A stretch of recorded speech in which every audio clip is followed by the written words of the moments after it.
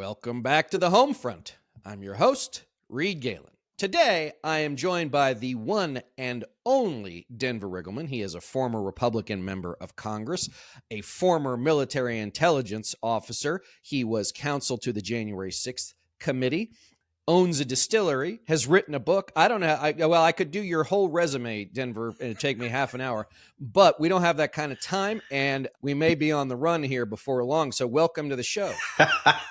Yeah, jump. That's right. That's right. I'm filling my cars up with gas as we speak, going to buy a private plane. Here we go. Right. I know, right?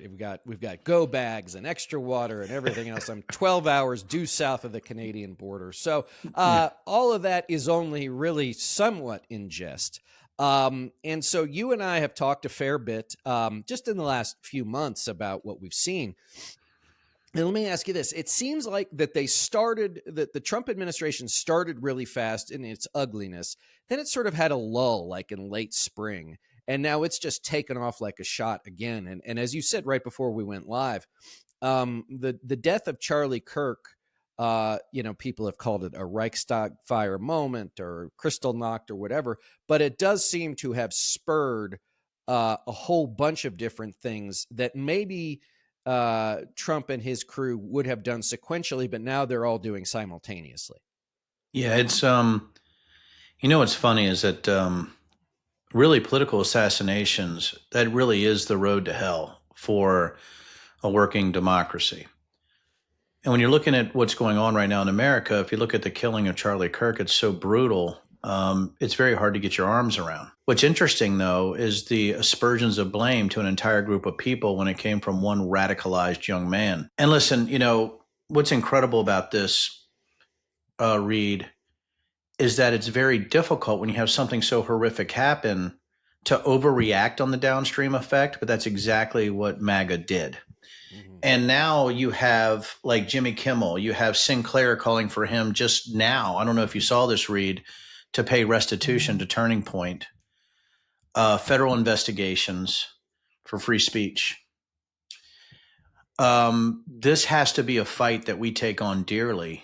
And it's incredible that, Reed, we're putting to a position, me and you and so many people, where we look at the horror of something that happened to Charlie Kirk and look at the downstream horror of this sort of nationalistic, fervent, autocratic way of doing business that's being put on us now. And I think the Kimmel thing really is sort of the top knot, isn't it, buddy? I mean, if in the false equivalencies, right? Well, Tony Hinchcliffe was, fired. He was a comedian who said something bad and people were fired for lying about COVID. Yeah, but the FCC didn't threaten to pull their licenses. This is a completely different thing.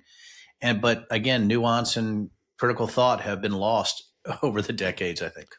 Well, yeah, and let's be clear, too, that is it Nexstar, I think, is the company that initially said that it was going to pull preempt Jimmy Kimmel's program, also has a merger before the Federal Communications Commission. Right? It's about money. This is about money. And let me just say this. Let's put a little bit of historical context into this. This is not an unusual set of actions for a corporate oligarchy, we'll call it. In which the government, what is supposed to be the controlling entity, is now just an adjunct to corporate and individual wealth and power. And what they have done, as we have seen in the past, is they'll go along to get along. You know why? Because they can operate just as well, if not more easily. You know why? Because Denver, it's now just straight pay to play. Right? You don't have to go through the rigmarole of lobbyists and hiding behind think tanks and everything else. Now it's just like, how big should the briefcase be? What is it you need to have happen, right? Shareholder value, all of the other things. And now it's very clear, like, here, pay the guy, you'll get what you want. Destroy somebody, you'll get what you want. And that, to me, is, again, the most disappointing part, Denver, is it's not unusual. It should not be a surprise. And as I've told you before, I don't know if I've told you this before, but I think I've told everybody watching before, that when I was back in D.C. 10 months ago for my dad's memorial service before Thanksgiving, right after the election, everybody I talked to was already getting in line. Republican, Democrat, public affairs, trade groups, you name it. Everybody was like, it's not whether or not this is okay, it's how do we live in this world? So when people talk about, oh, premature capitulation, the capitulation started the moment he won again. We're just now seeing that, like a Oh yeah, snowball rolling down the hill, it's getting bigger and rolling faster. there's a cascading effect to stupidity and authoritarianism and oligarchy, all in an awful stew. Mm-hmm. But this is follow the money issues, and now you see Sinclair, Nexstar. Who are they trying to merge with? Was it Tegna? Is that the Yeah, name of the Tegna, yes. Tegna? So you're looking at this Nexstar Tegna merger that the FCC has to approve, and if you think about the power that you can take from regulatory institutions, I mean, these are constitutional Republicans who say end the Fed, but they're very happy with the FCC enforcing a specific type of speech. And when you see the Benny Johnsons of the world and a lot of this sort of this Russian slanted media, which is exactly what they are, and if you want to argue with me, I have the data and people know it. I think you're to a point now that these false equivalencies and conspiracy theories have bloomed into a baseline fact for tens of millions of people who don't have the ability to see how bad this is, or they embrace it. Right. Or they've totally just said, I don't want anything to do with it. Close my Yeah. eyes, close my ears, and I'll keep my mouth shut. As I've said before, it's football season. It's back to school season. I don't want any of this trouble. I don't want anything to do with any of this. I just want it to pass me by. And I don't remember who said it. You can ignore politics, but politics does not ignore you. And let me just go back to one thing you said about Sinclair. So we've got this Nexstar company that owns 200 local television stations around the country, including 32 ABC affiliates. And you've got Sinclair, which owns at least, I think, 100 local stations. And I think this is the other part, is that local news is still, I don't want to call it popular, but still has a lot of cachet with local communities because it does weather, traffic, local issues, whatever it might be. And so now every 30-minute broadcast, we've already seen this with Sinclair, they basically have the head writing office that says, okay, somebody in your affiliate is going to read this 60 or 90-second, thing every night, or we're going to have, remember, I think they had Boris Epstein, who is a classic, just thug, Disinformation specialist, right, thug, awful working human at the being. White House, right? And they had him as a guy who was like their political commentator. And so I think that's the other part, is we've seen it's not just the capitulation of the Disneys of the world. It's also the systematic gobbling up of local media outlets and institutions by conservative, and I wouldn't even call them conservative interests, Denver. I'd say them power hungry interests, mixed with the decimation and emasculation of things like NPR, PBS, the Voice of America. And now you have people like you and me and so many of our friends who are just trying to get the word out there. And it just feels like screaming into a cavern. Oh, it's so funny you said that. I call it screaming into a popcorn box, you know, because I think that's what I'm doing is that, listen, the least conservative position on earth is censorship. You, it's incredible. I, Mhm. Massey, there's a couple people that have done just some stupid shit, but they're out there saying great things and, about the First Amendment and things like that. And I just find it weird that any Republican would go for massive censorship, a government entity enforcing licenses on what you can say. Obviously, a private company can do what they want. That's the other conservative value. But when you have a federal agency enforcing, then posting memes of people celebrating because Kimmel got fired, what is that? That is as un American as it gets. That is a troll in charge. Brendan Carr is nothing but a soulless little troll and the FCC. And I would love to talk to him in person. And, I just think that they're so intellectually vacant and they're so based on sycophancy and they're based in this Christian nationalist credo, this Project 25 nonsense, the Seven Mountains Mandate. Everything that we've warned about is true. It's been executed flawlessly, disinformation and propaganda used to mine the ignorant. And here we are. That's it. That's it. That's what's happened. Right. And those entities, officials, parties, even that could serve as some sort of true opposition, have either been unwilling or unable to take that mantle on for a variety of reasons. I see some people that write here on Substack and other people that's like, we're looking for a bipartisan answer to X. We're working through in a bipartisan fashion on issue A or issue B. I'm like, what part of are you kidding me? Are you effing kidding me? Don't you understand? I've said this before. It's been a long time. how is it that you can possibly try and compromise with people who have the Camp Auschwitz guy sitting at the table with them, right? You Like can't. how do you compromise with them, and why would you want to? Why would you want to sit at the table with these idiots? And it just puts it in a bad place right now. And the thing is, when you go back to it, the money that's being funneled to these groups is huge. I mean, there's never been such a huge thing for, the Conservative Partner Institute or the Council for National Policy, Right. all these Heritage, Federalist Society, all these people are making so much money. The Trumps are making so much money, crypto bros. It is we are as corrupt as any country on earth right now because it's all follow the money. And if you have Nexstar willing to do what they did, right, and to capitulate to a threat instead of a lawsuit that the government shouldn't be pulling licenses, unless they do something, we're in real trouble. That is the difference. And the fact is that MAGA and far right influencers, they're going to say that they're going to use false equivalencies. They're going to use sort of these, like the Megyn Kelly's, who's, I don't know what's happened to her. It's almost like somebody literally got lobotomized. I think that's the issue that we have is I don't know how we fight this, man. I don't know how you fight smoke because we're fighting propaganda and fairies, that there's no basis in facts or data. And I don't know how to fight that, but I definitely know that money is a huge consideration here. So, man, this is a huge money making profit machine. Well, it is. I mean, I remember, gosh, it must be a couple of years ago now, Denver. There was a story written about the Conservative Partnership Institute that you mentioned, one of the right-wing Trumpy think tanks. Excuse me. Oh, I've been there, as yeah, you know. run by Mark Meadows. Yeah. And the story went like this, that they had bought a building on Capitol Hill, not rented out a floor or bought a little townhouse. They bought an entire building for their work. Mm-hmm. And I'm thinking like, and they have podcast studios, they have editing bays, they have all of it, right? And this, again, what we don't understand is that now it's not just about the money, but all of those organizations, far more than any, organization that was around 20 years ago when I was in Washington, or what the Democrats could possibly have, are now adjuncts to the government. They are adjuncts to the regime, and they go out of their way to do that. And I think that's what you see too, Denver, is, and this is not at all surprising in authoritarian regimes, where the lines between official and unofficial, legal and illegal or extra legal, all become very blurred, if not erased altogether. And what we saw last night was just the latest thing, which was for Disney, this is an easy call, right? Like, Easy okay, call. yeah. Like, do they like Jimmy Kimmel? Sure. Have they had him on? Has he been on the air for 20 plus years? Sure. Is he a money maker, all things considered? Yeah. But is it worth the trouble?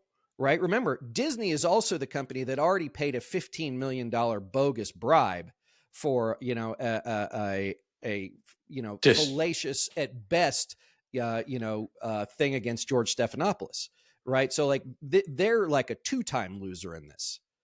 It's I don't know what to say anymore, Reed.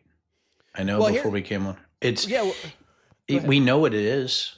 We know this is extortion through intimidation and government levers. We know this is the weaponization of government on a level that we foresaw. Nobody's surprised, except for the people who didn't want to see it to begin with. Right. And you see, we think about this. So there's, I can't remember the guy's name, but there's a new governor on the Fed board, right? That's a Trump appointee. He is still also a White House employee, right? And so like, they're not even ludicrous. So they're not even hiding anymore. They're not even hiding it anymore. Not that they were really hiding it very well previously.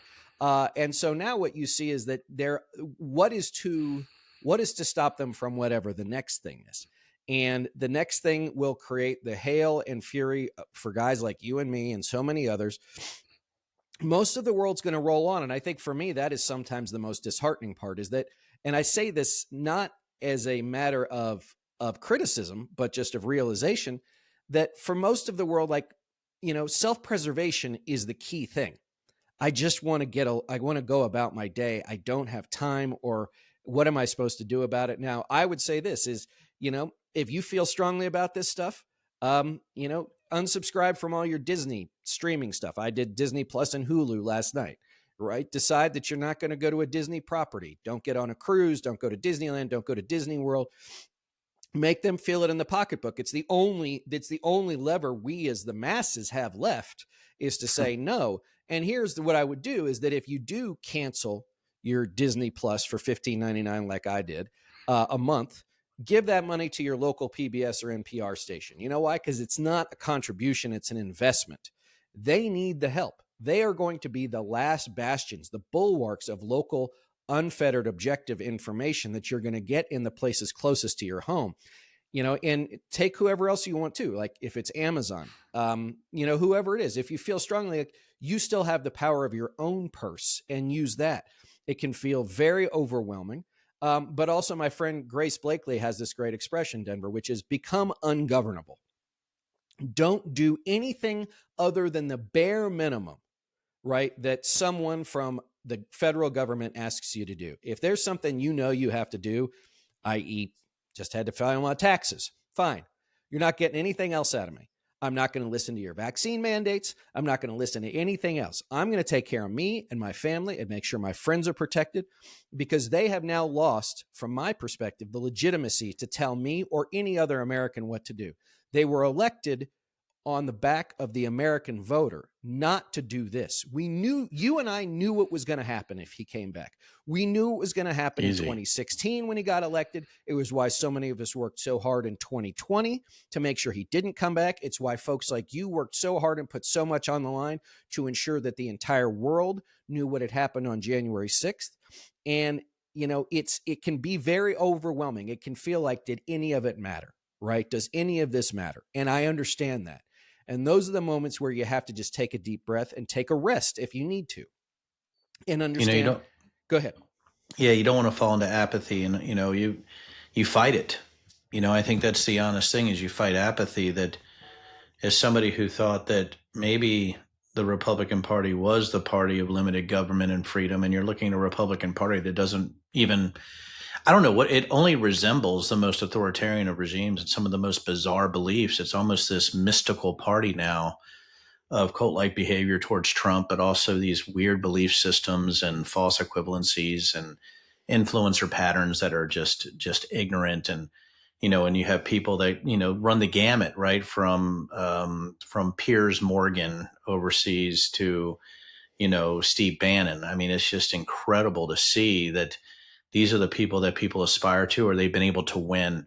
And they've been able to win through the vessel of Donald Trump. And the Epstein files must be really bad to actually overthrow the entire democratic, all of our institutions, Reed. And then me and you, right, we're here domestically, and we're looking at everything that's happening here, right? The distraction of the Epstein files, the awfulness, what happened to Charlie Kirk, and the downstream cascading effects of now the suppression of so many things that we hold dear in our institutions, the grift and the graft and all that. And we have actually things around the world that are much more important, like Ukraine, right? That that kind of stuff right there is being ignored. And as our country can't walk and chew gun at the same time, and we have this absolute destruction of our institutions, the world does continue on, Reed, in a way that might not be great for us either.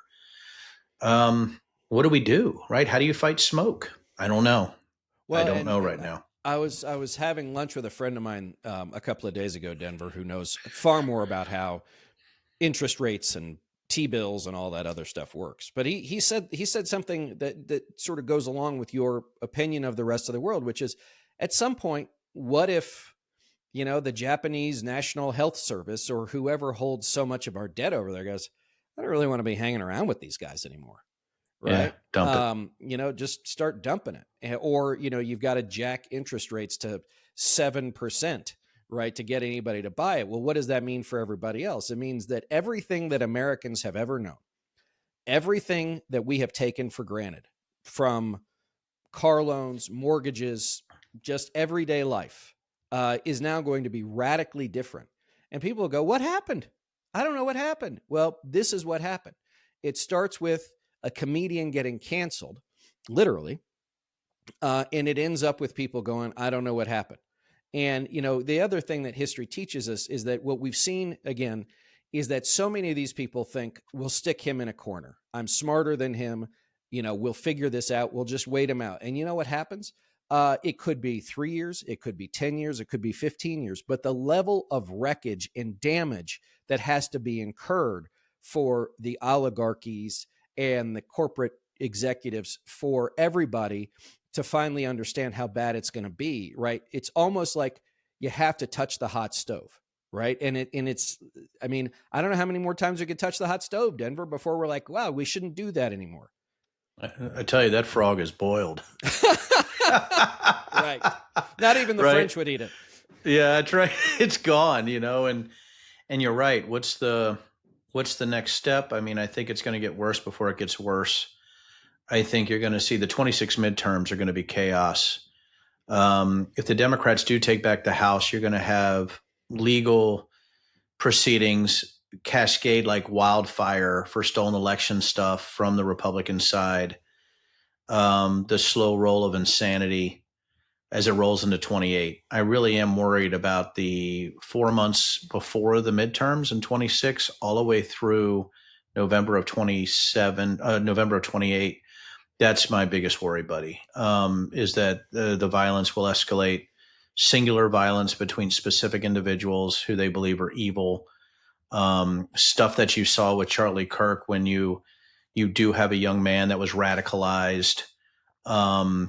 And I think that's the thing, right? And then the disinformation plays, right? The insane disinformation that even some of the left are falling into, which is really insane to see how much they're falling into it, especially that they thought the text messages between Tyler Robinson and his girlfriend were faked. I mean, or whoever it was, I don't even know who it is at this point, but that they're fake somehow without the metadata and that would be released. And I'm like, my God, but I can see why they're dubious, but we just have conspiracies and fantasies and crazy, it's exploding in small patches, and those small patches get together and you have a countrywide fire. And again, I don't know how you stop radicalization, disinformation, conspiracy theories, and people who can justify the reactions of their side because they hate the other, regardless of how awful it is. And that's where we're at.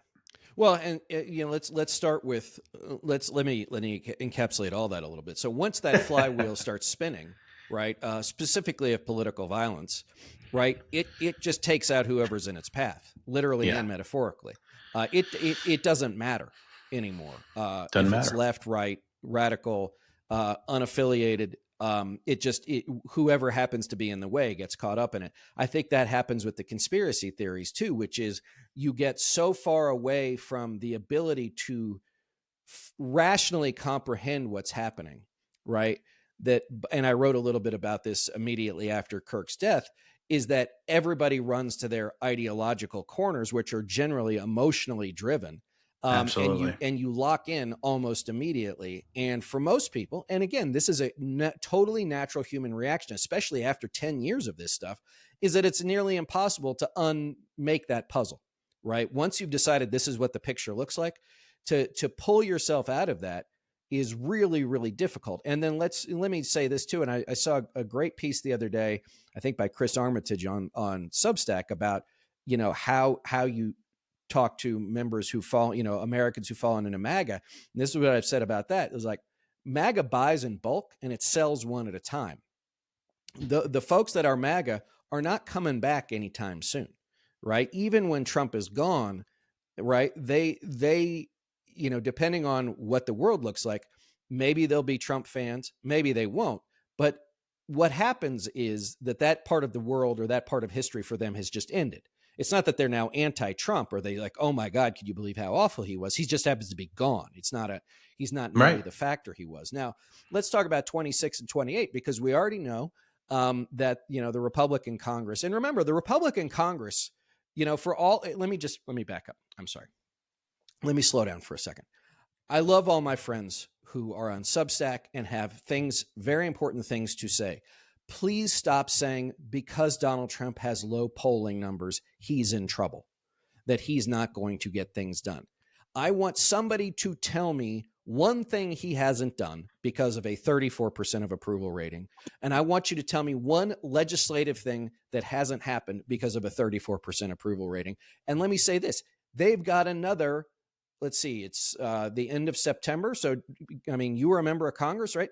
They have until the January 2nd, 2027 to do whatever it is they think they need to do, right? So from my perspective, this idea that the next 12 months is somehow going to be normal, to your point, they're already going to get rid of funding and grants for states to manage elections. As you know, you live in a fairly rural exurban area.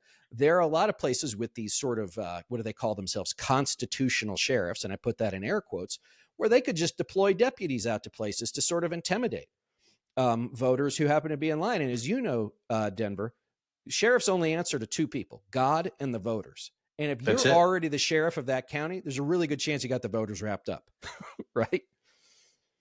Buddy, there's no way to stop this.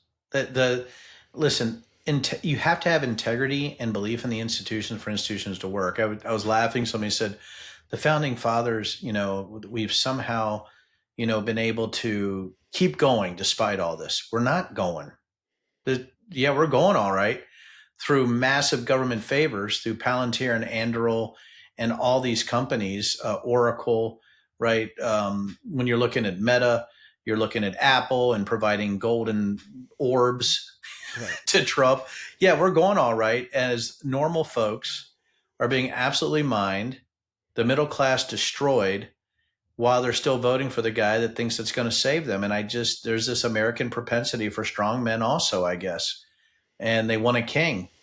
And I'm just absolutely, it's hard not to be horrified and bemused at the same time by people who say that we're the greatest, freest country in the world, but they're applauding Brendan Carr and the FCC threatening to strip a license away, and then sending out memes of people jumping for joy from the office. Yeah, yeah, It's and I would say it's this, government run by infants. and what I, and I said this to another guest I had on last week that you know, we've heard a lot about the idea of working class voters, voting against their own interests.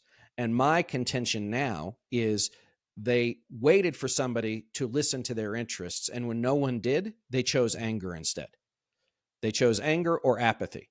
And now the road back, and unfortunately it's a very long road and it's a lot of work and it doesn't happen easily, is you're going to have to start providing both a countervailing vision and a countervailing force to what we're seeing now.